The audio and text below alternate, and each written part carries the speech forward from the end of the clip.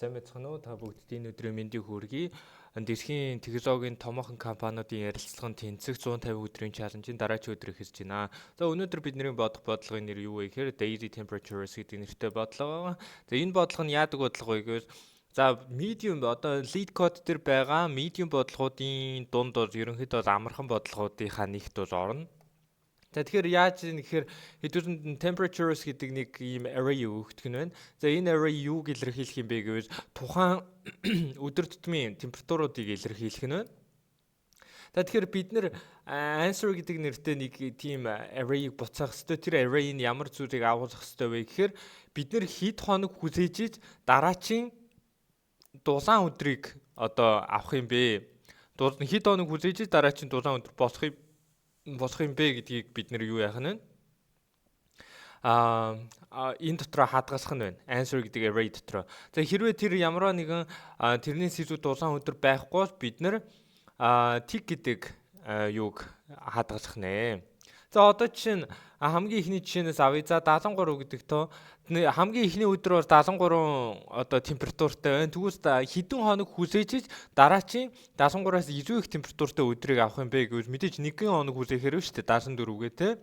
Тийм учраас 1 хоног. За 74-өөс 75 хүртэл мэдээж 1 хоног байна. Тэгэхээр тэнгууд 75-аас хойшоо аваад үзвэл 1 2 3 4 хоног хүлээж шүү дээ те. 75-аас 76 хүртэл 4 хоног хүлээж байна. За тийм учраас энэ 4 байна гэсэн үг. За тэнгууд 71 гэхээр 71 1 2 гээд 72 хүртэл 2 хоног үзээж байна. За тэнгууд хэдүүлээ 76-аас ихсээд аваад үзье л да.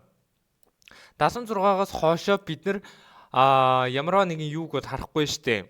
Одоо 76-аас илүү тоог бол харахгүй байна те. Тийм учраас бид нар тгийг энд байлгах нэ. Мөн тгийг эндээ бас байлгах нэ. За тэгэхээр ерөнхийдөө бол бодлогын асуулт бас ойлгомжтой байгаа байх гэж найдаж байна. Тэгэхээр энэ бодлогыг яг яаж бодох юм бэ? Ямар аргаар бид нар бодож болох юм бэ гэвэл хэдүүл юуг ашиглавал илүү амар вэ гэвэл stack ашиглавал илүү амар. Мэдээж. За stack ашиглана.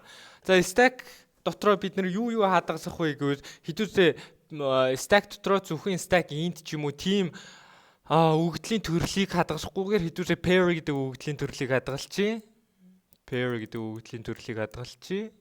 За pair нь болохоор int гэдэг төрөлтэй. За ямар pair-ыг хадгалах юм бэ? Ямар хосыг гин дотор хадгалах юм бэ гэхээр хэдүүлээ тухайн температур болоод тухайн өдрийг нь хадгалчихъя. Одоо чинь 73-ыг хадгалахдаа хэдүүлээ 73 tick гэж хадгалах нь шүү дээ. Тэ ингэж хадгалж байгаад за хэдүүлээ явъя. Одоо хамгийн ихний жишээн дээрээс хэдүүлээ аваад үзье. 73, 74, 75, 71, 69, 72, 76, 73 гэдэг жишээ. За тэнгууд хэдүүлээ pair гэдэг юунаас 73 tick гэдэг юуг хадгалсан. Тэгсэн чинь дараачих нь 74 гэдэг тоо гараад ирсэн. Тэгэхээр 74 бол 73-аас илүү штэ тий. Яаж ч утсан. Тийм учраас хэдүүлээ яах вэ гэхээр энэ үед хэдүүлээ юугаа авчна. Энэ stack-а хэдүүлээ pop хийчихнэ. Stack-а pop игээд хамгийн дээдлийн элементийг нь хэдүүлээ аваад stack-а pop хийчихнэ. Хэдүүлэн дээдлийн элементэд юу н хэдүүлэнд хэрэгтэй юм бэ гэвэл за хэдүүлэн дээдлийн элемент нь 73 tick гэсэн pair бол хэдүүлэн гараад ирчихэж байгаа шүү дээ тий. Тэнгүүд хэдүүлэн 73 гэсэн мэдээлэл бол хэрэггүй шүү дээ. 73 юунд зөвхөн хэрэгтэй вэ гэвэл 73 74-өөс ихүү бага уу гэдэгт харьцуулахад л хэрэгтэй. За stack-аас pop хийчихээ тэнгүүд хэдүүлэнд нь tick гэдэг индекс нь хэрэгтэй. Тийм учраас хэдүүлээ answer гэдэг array-га одоо энэ индексээр яагаад энэ индексийг авч яах гэхээр хэдүүлээ энэ 73-ын юуг нь осох гээд байгаа шүү дээ. Хэд хоног хүсэж илүү дулаан өдөр болох юм бэ гэдгийг осох гэж байгаа. Тийм учраас хэдүүлээ тэгдэх индекс тэнцүү одоо 74 дээр байгаа индексээс хасдаг нь тиг байх нь шүү дээ дахиад. Тийм учраас хэдүүлээ answer-ийн тэг дээрээ нэгийг хадгалчлаа гэж хэдүүлээ бодож болох нь. За хэдүүлээ дараагийн жишээг авч үзье. Тэнгүүд угаасаа төгсгөл дээр хэдүүлээ заавал 74 1 гэдгийг дахиад хийж өгөх ёстой шүү дээ энэ дотор. Одоо 73 тиг бол юу яатсан те байхгүй болцсон. За тэнгүүд хэдүүлээ дахиад 74-ийг авч үзье. 74 дээр мэдээж 74 75-2-ыг харьцуулаад үзвэл 75 илүү байна. Тийм учраас хэдүүлээ дахиад энийг хадгалж агаад pop хийх хэрэгтэй байна. За хадгалсан Одоо энийгээ pop-ийн те байхгүй болгоно гэсэн үг. Stack дотроос байхгүй болгоно гэсэн үг. За тэгэхээр хэдүүсээ яах вэ гэвэл энэ индексийг одоо авах хэрэгтэй шүү дээ. Одоо бас 74 гэдэг тоо бидэнд хэрэггүй болсон. За answer гэдэг array байгаа. Answer гэдэг array-га 1 гэдэг индексийг авсаа яах вэ? 75-ын индексээс яагаад гэвэл хоорондох зайг нь усах гэдэг шүү дээ. Хэд хоног хүзээж юу яах юм бэ гэд.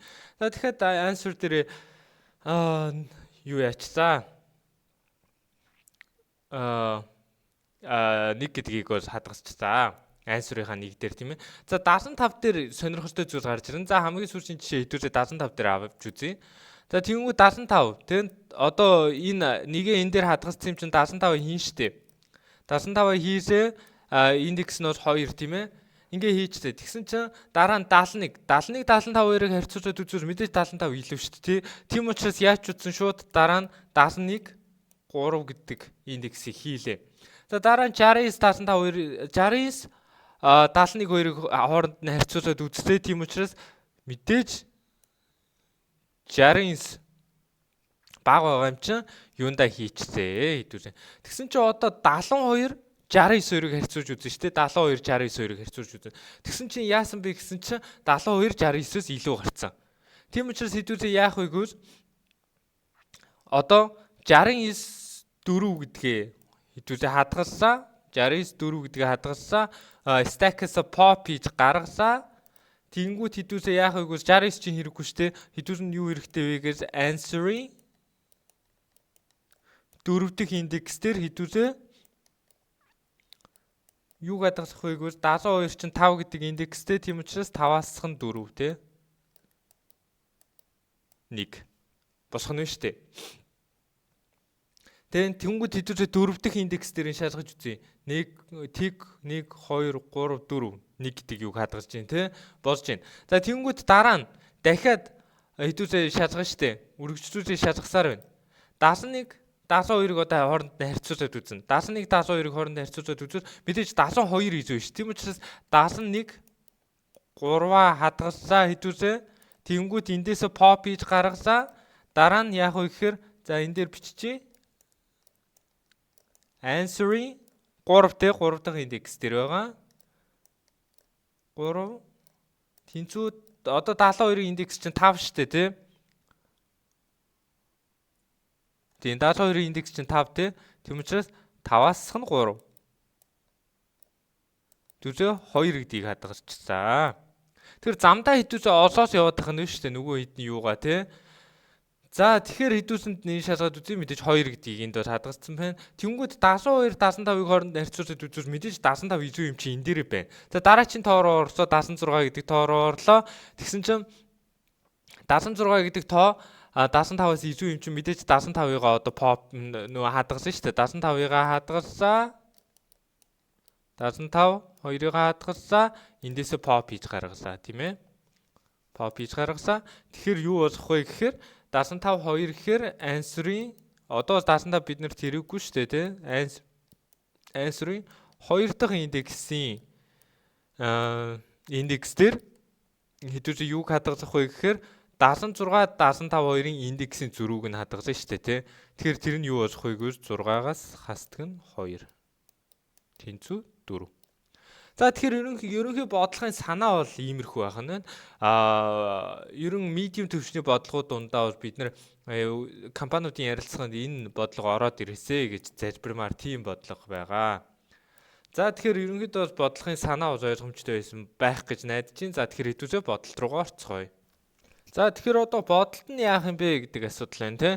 Тэгэхээр хэдүүлээ хамгийн түрүүнд хийх ёстой зүйл бол мэдээж одоо гаргаж авах array хийх ёстой шүү дээ. Answer гэдэг array хийх ёстой. Тэр нь юутай байх вэ гэвэл одоо temperatures гэдэг энэ array-ийнхаа size-тэй ижлэхэн size-тэй байх ёстой тийм ээ.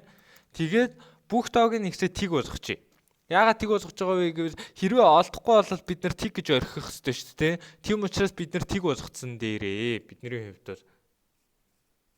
За тэгэхээр хэдүүлээ тэг болгочихлоо. Дараа нь хэдүүл нь юу хэрэгтэй вэ гэж хэдүүлээ stack ашиглаж утсан шүү дээ. Stack ашиглаж утсан. Stack-ын дотроо ямар өгөгдлийн төрлийг агуулсан бэ гэхээр pair гэдэг өгөгдлийн төрлийг агуулсан. За pair-ийг нь хийчихсэн.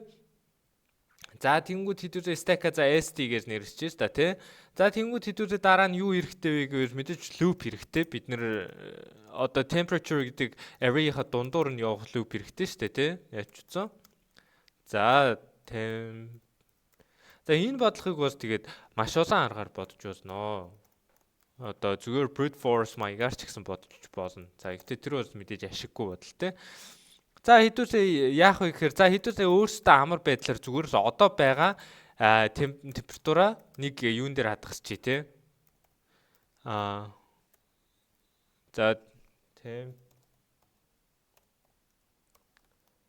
нэг хувьсгч дээр хадгалчих. За хэдүүлээ яах вэ гэхээр за y loop дотор нь бичих хэвээр хэдүүлээ тэр юунда хүртэл за хэдүүлээ мэдээж SD-гээ empty биш байхад мөн тийм юунаас илүү байхад тийм ээ stack SD-гийнхаа top-ийн first илүү байхад тийм ээ.